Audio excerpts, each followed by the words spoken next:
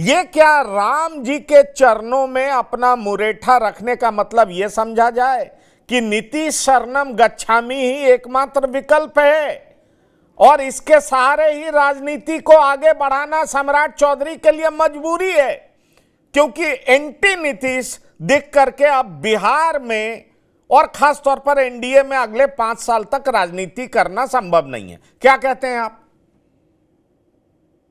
जो बात मैं बोलना चाह रहा था वो बात आपने कह दी कि नीतीश के खिलाफ चलकर बिहार में सियासत वो नहीं कर सकते, इसका एहसास उनको हो गया।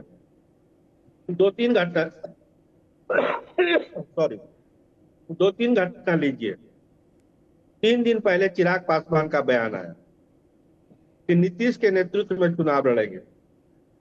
बीजेपी तो कह ही रही है कि नीतीश के नेतृत्व में हम लड़ेंगे। आरजेडी तो पहले से समर्पित है। तो बिहार में अभी कोई ऐसा फोर्स नहीं है जो नीतीश कुमार के चरणों में समर्पित नहीं है। हर एक फोर्स नीतीश कुमार को ही नेता मान रहा है। सवाल अब यही है कि कौन उनके साथ रहेगा, कौन दूसरे खेमे में रहेगा। जहां तक सम्राट चौधरी की बात आपने कही, सम्राट चौधरी को एहसास हो गया कि अब मुरेठा उरेठा का कोई मतलब है नहीं, इसकी जो उपयोगिता थी वो खत्म हो गई। यहां तक कि चुनाव में इसका विपरीत प्रभाव भी पड़ा।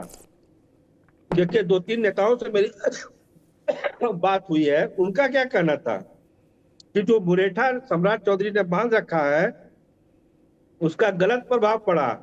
जो नीतीश कुमार के बिरादरी के लोग थे उन्होंने वोट नहीं किया सम्राट चौधरी के मुरेठे को देख के कि मुरेठा तो उन्होंने बांधा ही था नीतीश कुमार को हटाने के लिए, तो हम कैसे वोट करते हैं उनको। तो इस तरह की चीजें भी मैसेज में थी। और जब लगा सम्राट चौधरी को कि बिना नीतीश के अब बिहार में सियासत नहीं कर सकते, नीतीश के अंडर रहना ही होगा, अपनी प्रासंगिकता अगर बना के रखनी है तो ये मुरेठा उरेठा वाला ये सब जो है ड्रामा, इसको खत्म करना पड़ेगा।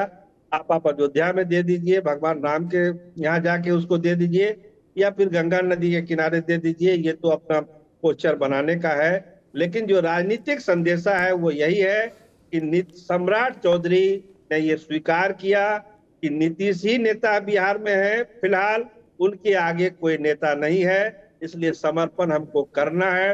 वो मुरेठा नीतीश कुमार के चरणों में भी समर्पित कर देते तो हमको लगता है ज्यादा अच्छा हो जाता। पंकज भाई।